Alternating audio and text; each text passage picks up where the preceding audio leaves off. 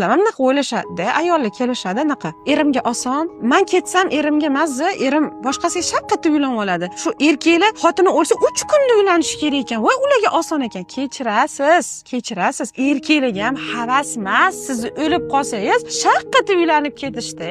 Ularga hamchi sizsiz bolalarni oyoqqa qo'yish, sizsiz turmushga berish, sizsiz uylantirish tashvish. Chunki erkaklar bunaqa katta ishlarni mayda-chuyda latta puttasigacha mas'uliyat olib o'rganmagan. Ularga xotini kerak. Kelajakda shu ishlarni birga qilish uchun, sovchi kutish uchun, kuyov bilan gaplashish uchun, turmushga berish uchun, to'yini qilish uchun, qudandachilik qilish uchun, umuman bolalarning kelajagidagi ayrim nozik masalalar uchun xotini unga kerak. O'zingizni bunchalik qadrsizlar, men kerak emasman. Ajrasam hozir baxtli bo'lib ketadi erkak deb o'ylayvermang. Ular qo'rqadi ham kerak bo'lsa siz o'zi buncha narsa qilishga. Faqat bizda emas qo'rquv qizlar. Erimsiz nima qilaman degan xavotir bitta bizda emas, ularda ham bo'ladi. Agar ular buni ko'rsatmasa, bu ularga biz kerak emasmiz degani emas. Va ayniqsa yosh kattalashgan sari biz bir-birimizga maksimal kerakmiz. Ishoning.